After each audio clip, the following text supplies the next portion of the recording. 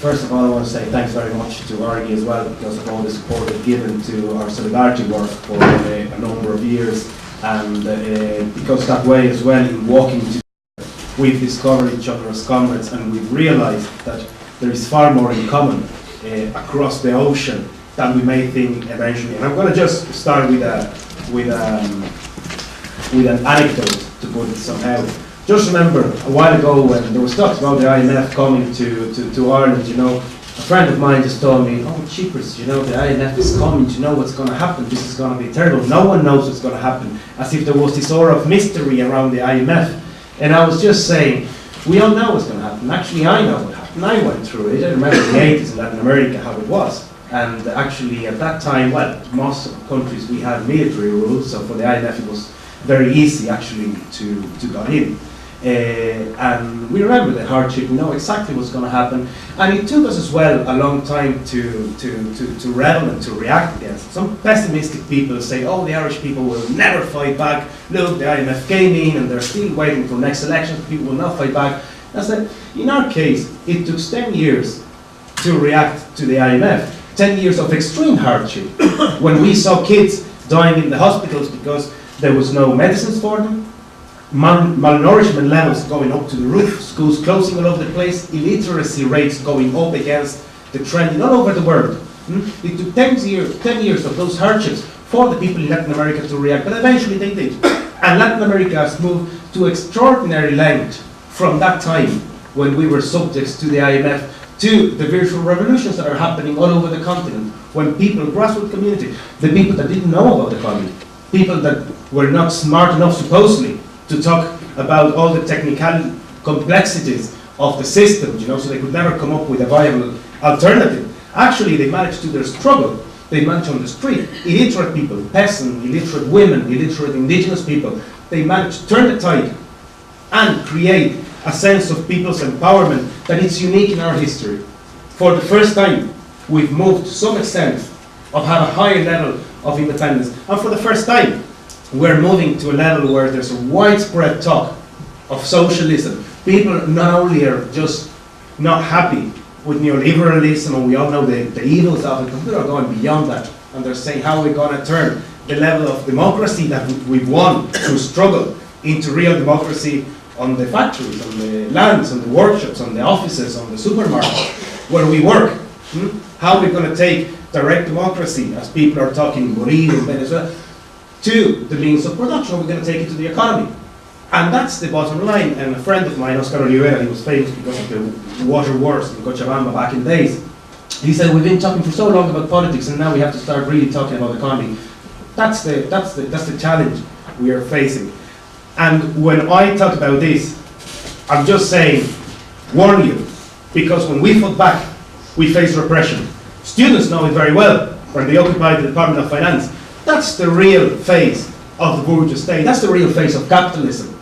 Beating wantonly students that were just doing a Pacific sit-in, and deliberately then in the media, confusing terms, confusing civil disobedience with thuggery or with violence or whatever.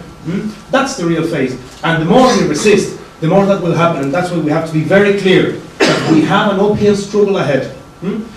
But even though in South America things might look a bit kind of going the right direction these days, there's plenty of complexities. And the processes need actually to have this interaction and this debate between social movements here and social movements there. Because we want to learn from your own experience. There's countries where we're talking about peace dialogues and peace negotiations as well.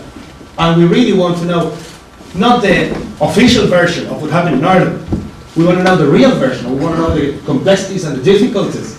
And we want to know what really lies ahead of that. If peace is necessary, synonym of socialism, or if you have to talk something beyond it.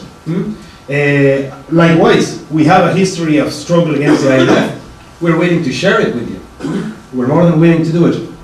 But imperialism as well brings a further element of complexity to Latin America at the moment. And even though we're all very excited about what's happening in South America, if you look to the Caribbean, if you look to Central America, if you look to Mexico, things are pretty tough at the moment.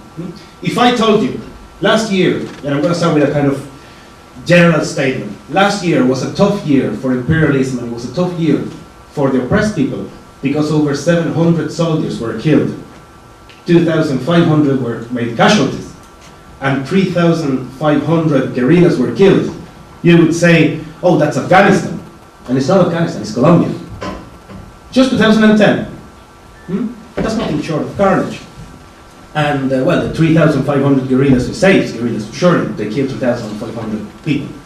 What they were, we know, because there's a case called the false positives, that they kidnap people, disguise them as guerrillas, and then the military can give media blows and say we're winning the war, where actually it's been there for 60 years.